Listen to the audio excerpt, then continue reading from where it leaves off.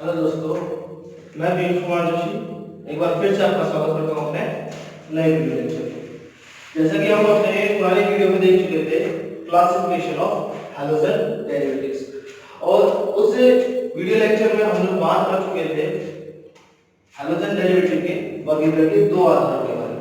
पहला आधार था हमारा number of halogen atom, halogen परमाणुओं की संख्या के आधार पर, जिस पर हमने देखा मोनो, डाई, ट्राई और टेट्रा। इसके बाद हमने बात की हैलोजन परमाणु जिस कार्बन से जुड़ता है उस कार्बन के संकरण की प्रकृति के आधार पर, sp3 कार्बन से, sp2 कार्बन से और sp कार्बन से। इसके बाद आते हैं हम अपने आगे की तरफ। देखिए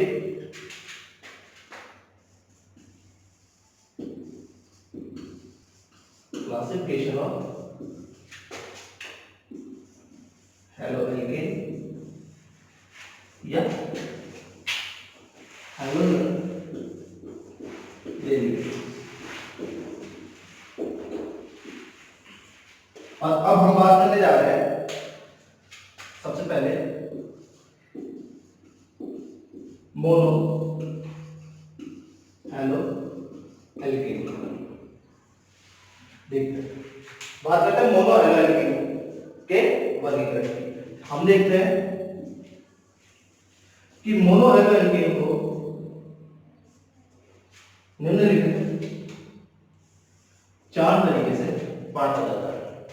इनमें सबसे पहला है आपका प्राइमरी, दूसरा है सेकेंडरी, तीसरा है टर्सरी और चौथा है मेथड। प्राथमिक,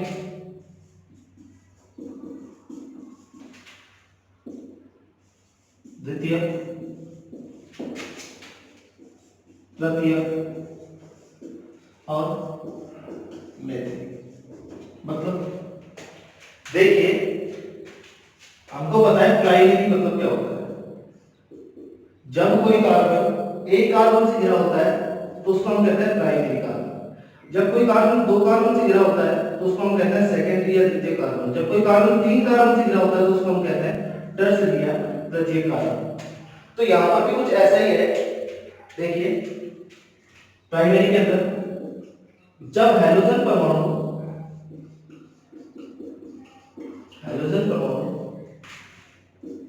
किसी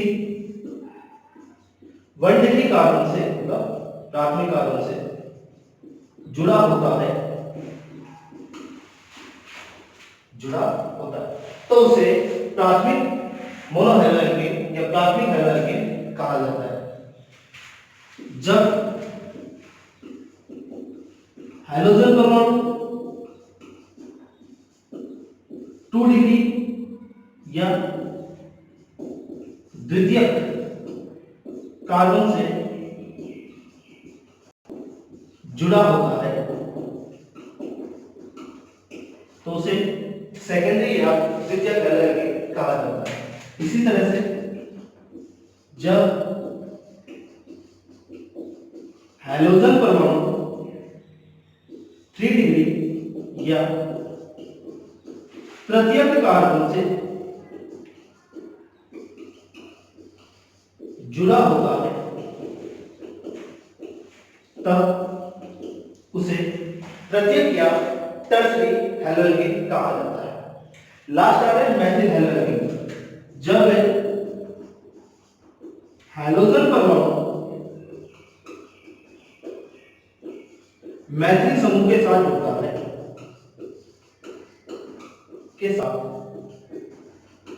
जुड़ता है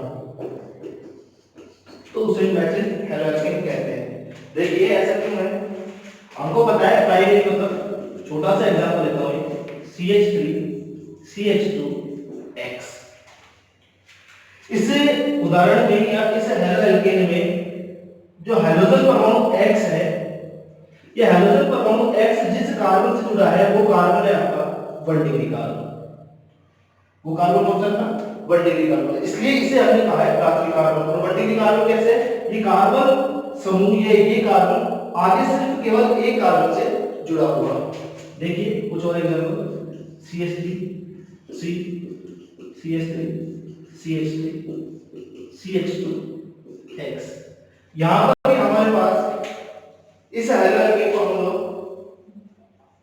प्राइमरी हाइड्रोजन के नाम से जानते हैं। क्यों? क्योंकि यहां पर जो है हाइड्रोजन समूह है, ये हाइड्रोजन समूह जिस कार्बन से जुड़ा है, ये कार्बन कौन सा है? 1 डिग्री कार्बन। क्योंकि ये कार्बन कौन सा है? 4 डिग्री कार्बन, ये 1 डिग्री, ये 1 डिग्री और ये भी 1 डिग्री। तो इस प्रकार इसका मतलब है वे हाइड्रोजन जिसमें हाइड्रोजन परमाणु किसी प्राथमिक कार्बन के साथ जुड़ा होता है, प्राथमिक हाइड्रोजन कहलाते हैं। बात करते हैं सेकेंडरी की। एग्जांपल देख लेते हैं इसका भी। CH3 CH CH3X। यहां पर जो हाइड्रोजन परमाणु है वो 2 डिग्री कार्बन के साथ जुड़ा हुआ है। देखिए इसी तरह से यहां पर 3 डिग्री की बात कर लेते हैं। CH3 CH3 CH3X।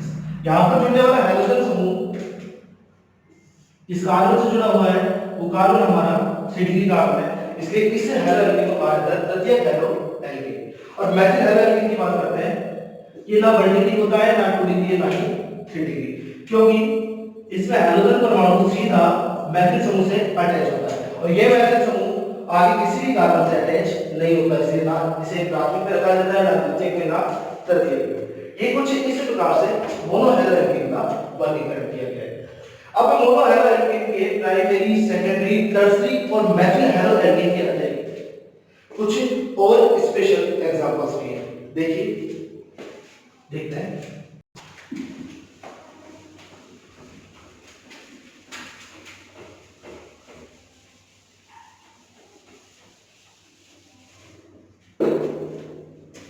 इनमें सबसे पहला नाम आता है एलाइलिक हैलोएल्केन या एलाइलिक हैलोएल्केन ना बोलकर हम लोग बोल सकते हैं एलाइलिक हैलोजन डेरिवेटिव भी बोल सकते हैं। देखिए क्या होता है। एलाइलिक का मतलब समझिएगा, ये एक समूह होता है और ये समूह कुछ इस प्रकार से होता है। CH2 डबल बॉन्ड CH इस समूह को हम कहते हैं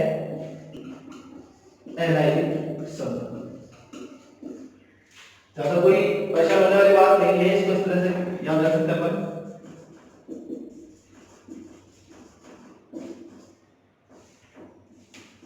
कि जब हम प्रोटीन में से एक हाइड्रोजन समूह को निकालते हैं तो हमारे पास कुछ इस तरह से बनता है CH2 डबल बॉन्ड CH2 और इसे हम कहते हैं एलाइलिक या एलिलिक ग्रुप। जब हाइड्रोजन परमाणु से एलिलिक ग्रुप के साथ जुड़ता है तो उसे हम कहते हैं एलिलिक हैलोएल्केन या allylic CH2 double bond CH2X। अब X पर हम लोग कुछ लिख सकते हैं CN Br और I।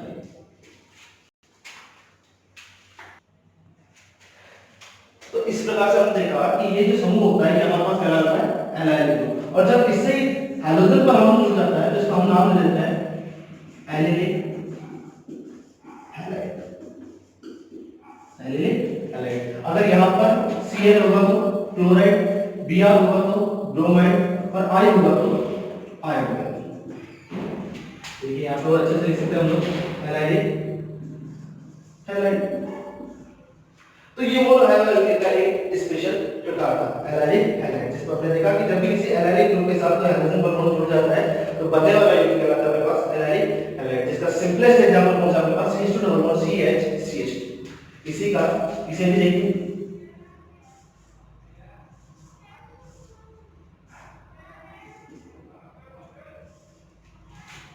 ये भी एलाइलिक हैलाइड का ही एक प्रकार है। देखिए कैसे। अगर मैं यहां पर देखूं तो यहां पर है कार्बन, यहां पर है कार्बन और यहां पर है कार्बन। तो कुल मिलाकर अगर आप लोगों ने बात समझने की कोशिश की हो तो बात कुछ इसी प्रकार से है कि एलाइलिक हैलाइड किसे कहते हैं? एक ऐसा हैलाइड जिसके अंदर जो हाइड्रोजन परमाणु जुड़ने वाला है वो हाइड्रोजन परमाणु किसी sp3 संकरित कार्बन से जुड़ता है। और ये sp3 संकरित कार्बन आगे sp2 संकरित कार्बन के साथ जुड़ा हुआ है। एलाइलिक समूह की क्या परिभाषा होती है कि एक ऐसा समूह या एलाइलिक हैलाइड की परिभाषा एक ऐसा हैलाइड जिसमें हैलोजन परमाणु sp3 कार्बन के साथ जुड़ा होता है और ये sp3 कार्बन आगे किसी sp2 कार्बन के साथ जुड़ा हुआ होता है। देखिए यहां पर भी ऐसा ही है। यहां पर अगर किसी कार्बन का मैं संकरण निकालूं, ये संकरण है अपने पास sp3 और किसी कार्बन का संकरण अपने पास sp2, तो ये भी किसका रूप हो गया हमारे पास एलाइलिक हैलाइड का। इसके बाद हमारे पास एक और आता है, देखिए सेकंड विनाइलिक हैलाइड।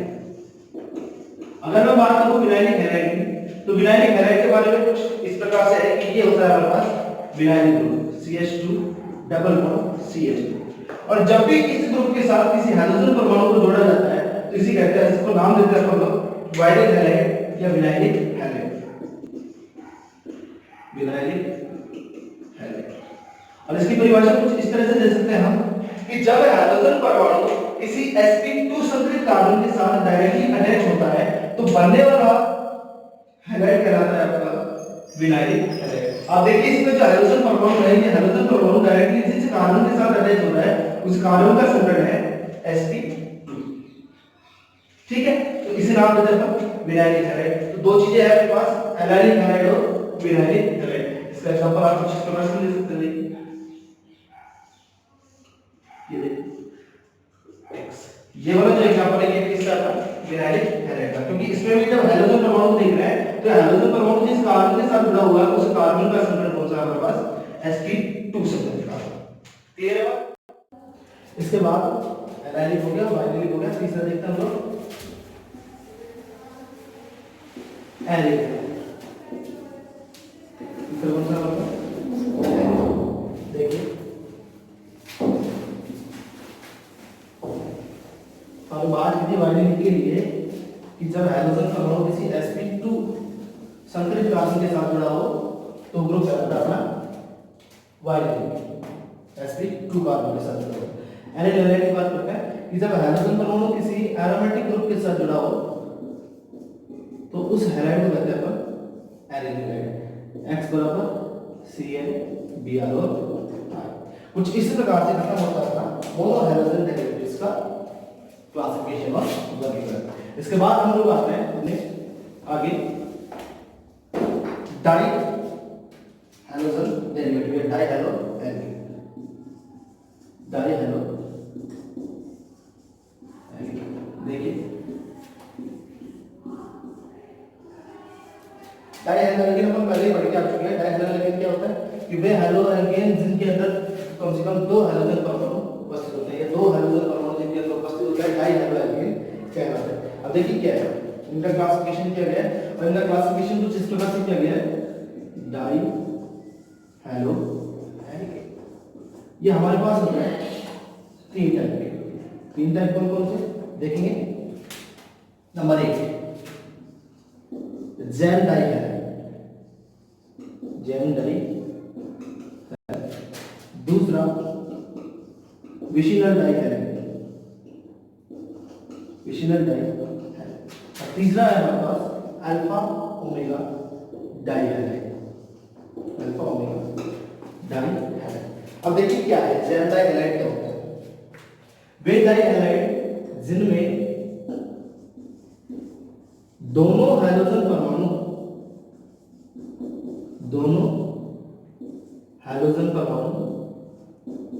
किसी एक ही कार्बन से जुड़े होते हैं, जेन डाई हैलाइड कहलाते हैं। ऐसे देखते हैं विशिनल। विशिनल का मतलब होता है समीपवर्ती, समीपवर्ती मतलब पास पास में, निकट। इसका मतलब कि वे डाई हैलाइड जिनमें हैलोजन परमाणु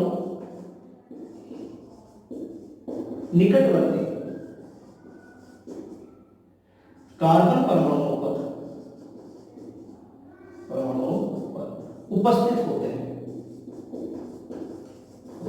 निकटवर्ती कार्बन परमाणु का मतलब क्या है कि यहाँ पर एक कार्बन और यहाँ पर दूसरा, यहाँ पर तीसरा, तो पहले और दूसरे इन दोनों कार्बनों के पास पास जैसे एग्जांपल की बात कर लेते हैं उसके साथ के साथ कि अगर मेरे पास कोई कंपाउंड है CH3 CH2, तो जो हाइड्रोजन परमाणु जुड़ने वाले हैं वो एक यहाँ पर जुड़ेगा और दूसरा यहाँ पर, ये इसके पास में ये निकटवर्ती, तो निकटवर्ती दोनों कार्बन परमाणुओं पर जब हाइड्रोजन परमाणु उपस्थित होते हैं तो इस प्रकार का डाई हैलाइड अपना कहलाता है, विशिनल डाई हैलाइड। और जब एक ही कार्बन परमाणु पर जुड़ा हो, जैसे अगर मैं लिखूं इस एग्जांपल को कुछ इस तरह से CH3 CH2 CHX, आपने देखा यहाँ पर जो दो हाइड्रोजन परमाणु उपस्थित है वो दोनों हाइड्रोजन परमाणु केवल एक ही कार्बन से जुड़े हुए हैं, तो डाइहैलाइड का यह प्रकार कहलाता है ज़ेड डाइहैलाइड। और जब निकटवर्ती कार्बन परमाणु के साथ जुड़े होते हैं तो यह प्रकार कहलाता है आपका विशिनल डाइहैलाइड। अगला है हमारा अल्फा ओमेगा डाइहैलाइड। अल्फा ओमेगा डाइहैलाइड की बात करते हैं कि वे डाइहैलाइड जिनमें हाइड्रोजन परमाणु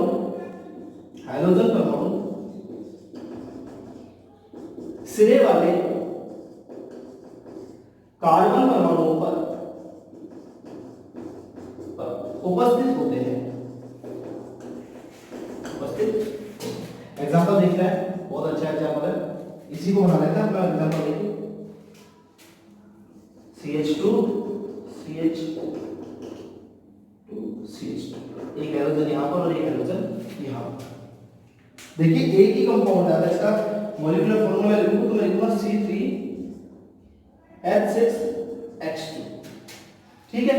और इसी C3H6H2 का हमने एक बना दिया ज़ेन, एक बना दिया विशिनल और एक बना दिया हमने अल्फा ओमेगा। कैसे कि जब दोनों हाइड्रोजन परमाणु किसी एक ही कार्बन के ऊपर उपस्थित थे तो उसे हमने कहा ज़ेन डाइहैलाइड। जब निकटवर्ती दो कार्बन परमाणु पर उपस्थित थे तो उसे हमने कहा विशिनल डाइहैलाइड।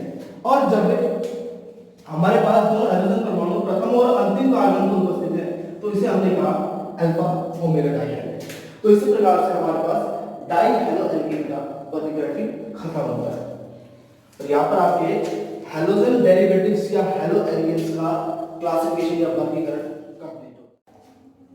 हमारा अगला टॉपिक है hybridisation of carbon atom in hydrocarbon compounds. किसी ने आपसे पूछा था कि सर हाइड्रोकार्बन में या ऑर्गेनिक में कार्बन एटम के ऊपर हाइब्रिडाइजेशन या संकरण कैसे निकालते हैं, तो 2 मिनट लगेंगे, समझ लीजिए कैसे लगेगी, कैसे निकालेंगे। कार्बन एटम पर संकरण निकालने के लिए हमारे पास 3 संकरण है, sp3 sp2 और sp। इस संकरण को निकालने का सबसे सिंपल तरीका है, सबसे आसान, कि कार्बन के सिग्मा बंध देख लीजिए। अगर कार्बन 4 सिग्मा बंध बनाता है और 0 पाई बंध बनाता है तो संकरण होगा आपका sp3। अगर कार्बन 3 सिग्मा बंध और 1 पाई बंध बनाता है तो sp2, 2 सिग्मा और 2 पाई बनाता है तो sp। ठीक है, हमको पता है कार्बन कितने बनाता है, 4 बंध बनाता है। अब 4 बंध में से यदि चारों के चारों सिग्मा बॉन्ड है तब तो संकरण होगा sp3। 3 सिग्मा और 1 पाई है तो sp2, 2 सिग्मा और 2 पाई है तो sp संकरण। कैसे है देख लीजिए, एक ही एग्जांपल में आपको समझा देता हूं। अगर इस कार्बन की बात करूं तो ये कार्बन कितने सिग्मा बॉन्ड बना रहा है, 4, 1 2 3 और 4 सिग्मा बॉन्ड बनाना है तो इसका संकरण होगा हमारे पास sp3। यहां पर भी कार्बन 4 सिग्मा बॉन्ड बनाना है, sp3 संकरित कार्बन, यहां पर भी sp3 संकरित कार्बन। यहां पर बात करूं तो देखिए 1 2 3 सिग्मा और ये वाला पाई बॉन्ड, इसका मतलब 3 सिग्मा और 1 पाई, 3 सिग्मा और 1 पाई है तो इस कार्बन का संकरण हो जाएगा आपका sp2। इस कार्बन की बात करूं 1 सिग्मा 2 सिग्मा 3 सिग्मा और 1 पाई, इसका मतलब इसका sp2 संकरण। इस कार्बन की बात करूं तो ये कार्बन बना रहा है आपका 4 सिग्मा बॉन्ड, इस कार्बन का संकरण हो जाएगा आपका sp3। इस कार्बन की बात करता हूं, यह कार्बन 1 सिग्मा 2 सिग्मा और 1 पाई 2 पाई, 2 सिग्मा और 2 पाई बना रहा है, इसका मतलब इसका संकरण होगा sp संकरण। इस कार्बन का भी 1 सिग्मा 2 सिग्मा 1 पाई 2 पाई, 2 सिग्मा और 2 पाई वाला कार्बन sp कार्बन, यहां पर sp3 कार्बन और यहां पर sp3 कार्बन। तो बहुत आसान है किसी भी ऑर्गेनिक कंपाउंड में कार्बन के ऊपर हाइब्रिडाइजेशन निकालना, और वो आप इस टेबल की सहायता से और इस एग्जांपल को समझते हुए आसानी से निकाल सकते हैं।